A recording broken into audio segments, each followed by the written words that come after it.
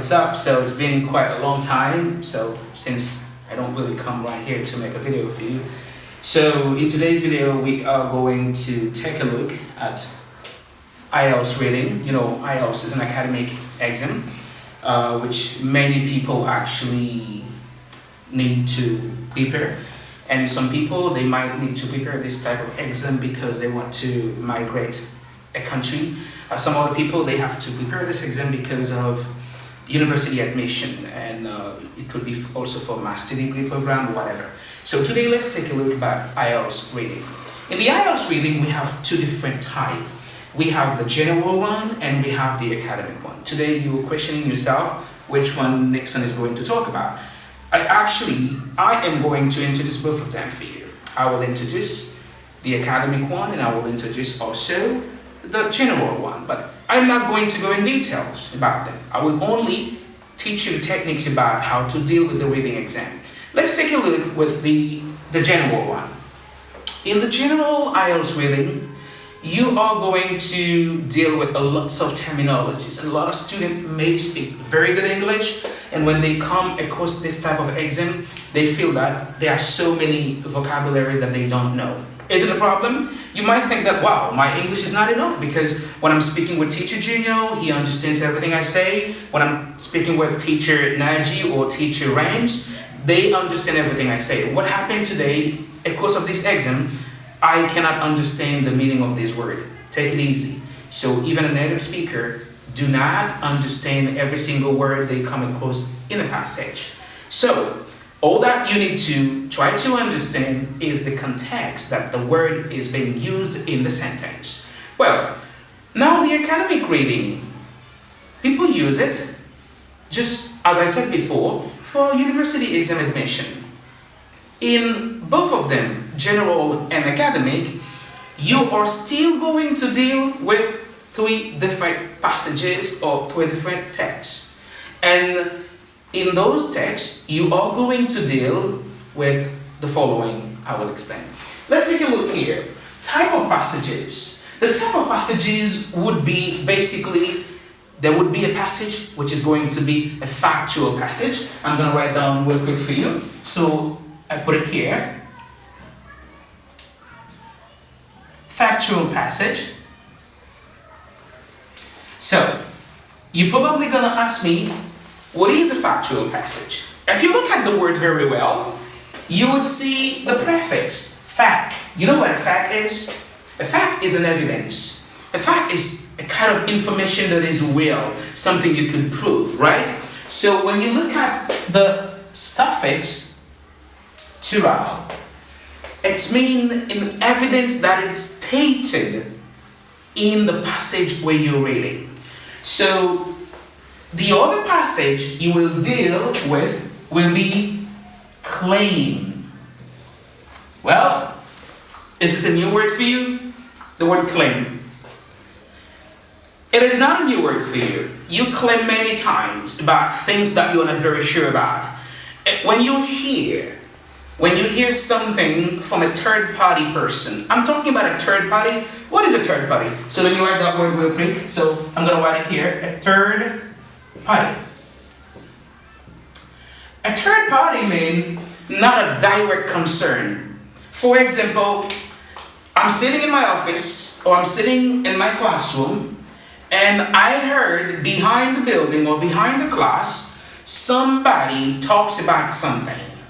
But I was not in the conversation and I was not able to ask question in order to know the house muffed meaning of that conversation. I mean, this is an expression, the house muff. It's been from the source of that conversation. So then when my friend Junior comes in my room and I tell him like, I heard somebody talks about lockdown, so they claim that it's gonna be like 19 days. Well, why do I say they claim that?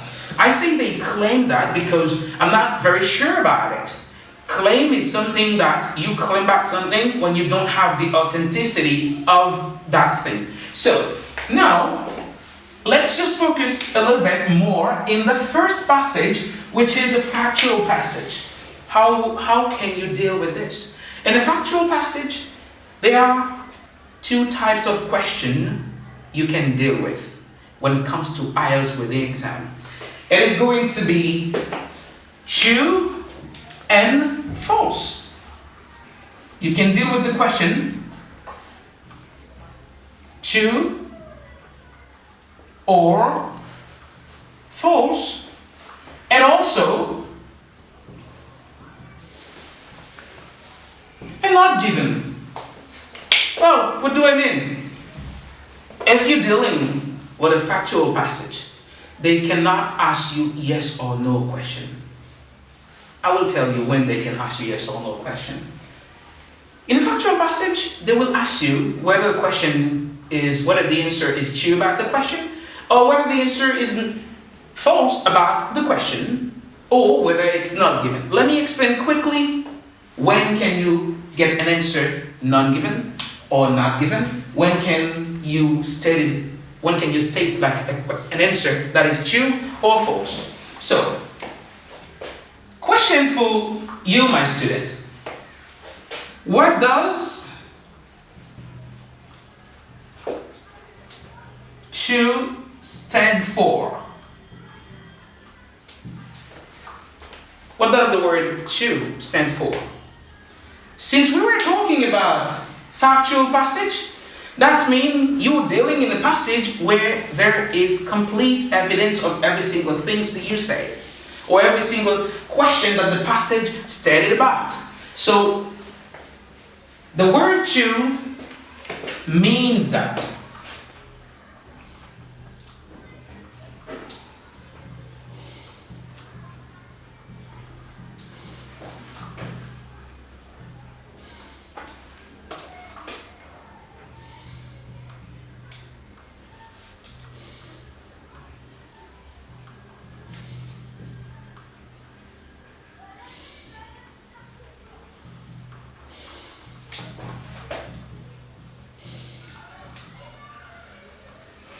So, you see what I said here? So the answer is true, or true means that the question they ask, when you as the test taker, you go over the passage, you realize that the statement agrees with the information finding in the passage. At that time, you are authorized to say your answer is true. So quickly, if I say, what does false stand for? Everybody can answer. This is the opposite, right? False means that the statement totally disagree with the passage, or the statement is opposite to the information you came across in the passage. So again, let me just quickly highlight those words for you. I was talking about a text or a passage. So, you speak English with synonyms. If you want to say a passage, you say a passage. If you want to say a text, you say a text. It doesn't matter, it's up to you. You say whatever you want. Which one you want to say, you use it. So, right now, let's go ahead for non-given. I'm writing down here. Non-given or not given. You can say whatever you want. So, when is it not given or non-given? I'm going to quickly think about a passage which I don't have ready in memory, so I'm going to think about it right now. I'm just going to talk about Istanbul. Istanbul is one of the biggest cities in the Turkish Republic. It is located on two continents, Europe and Asia. Istanbul is so crowded from 8 in the morning to 5 p.m. A lot of people love Istanbul because there are so much to do down here. At night, it looks beautiful. You could see light, different colors and everywhere.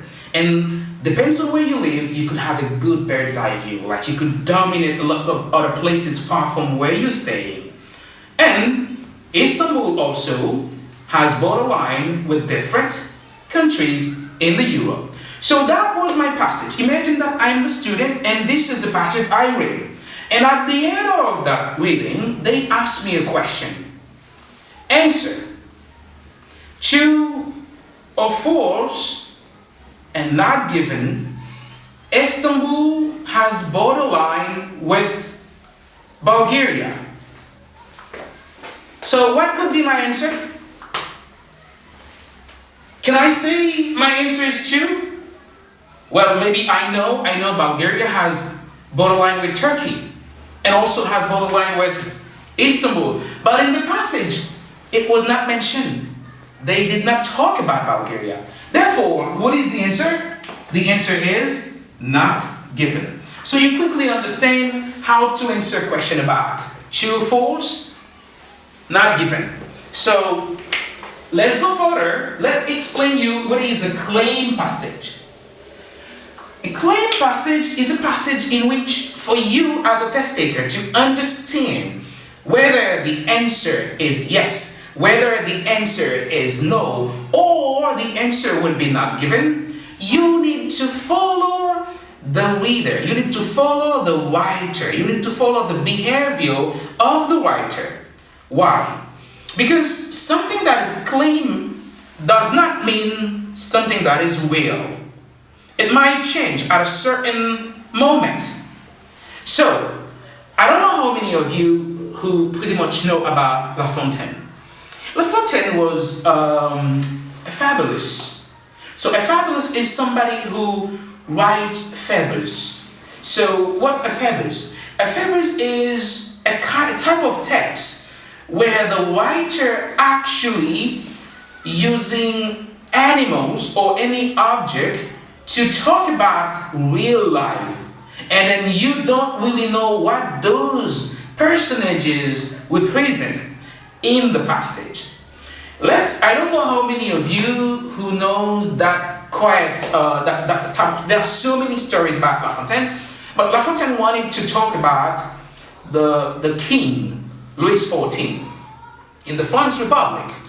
But at that time, he could not clearly talk about the king. So what he does, he compares a tiger with a sheep. So where are these two animals met? So they met next to a river. But look at the river. River run and dry. If you know that, this is a river. Here, let's write river. So river usually running down. Rivers does not running up. Rivers never goes up, it goes down, right? You agree with me, right? So here was the location of the lion. And guess what? Here was the location of the sheep. The sheep was like he lost his track. Lost his mom, trying to find out where the mom is. And the lion said, who's down there? You know, lions, they are very aggressive. They're the king of the jungle. They don't want to deal with other animals around. So the lion, step by step, walking down. And then he said, hey, what are you doing there? What are you doing here? And the sheep said, I'm just thirsty. I'm drinking some water and I'll walk my way. They said, wait, I need to talk to you. And the lion come next to the sheep. Says that, are you from this area? And the sheep say, no, I'm not. I'm just, I've been crossing lots of forests and I'm going that side, and I was together with my mom. I lost my mom track. And the lion said, yeah, but I'm drinking water here and you messed up the water. So mess up the water mean like, it's like the sheep just do something and the water become dirty. But how it is possible if the lion look at it up and the sheep is down? So guess what? All that the lion wants to do, he wants to create some problem just to kill the sheep. Now, what do you think La Fontaine was talking about? A lion and a sheep? Or the king and the French people? Seriously, it was just the lion was the king, Louis XIV, and the sheep was the people in France. So at the end of that text, and they ask you yes or no, La Fontaine was just talking about a sheep or a lion. So the answer would be no. because you study the behavior of the writer, and it helps you to understand whether you could claim a yes answer and whether you could claim a no answer. But a non-given, if somebody says, hey, choose yes or no, a non-given, the writer wanted to talk about the world politics. You would say this is non-given because there's nothing about politics that's been mentioned there. Okay, so I hope that in the next video I will teach you the different parts of exam and types of questions you might have to deal with.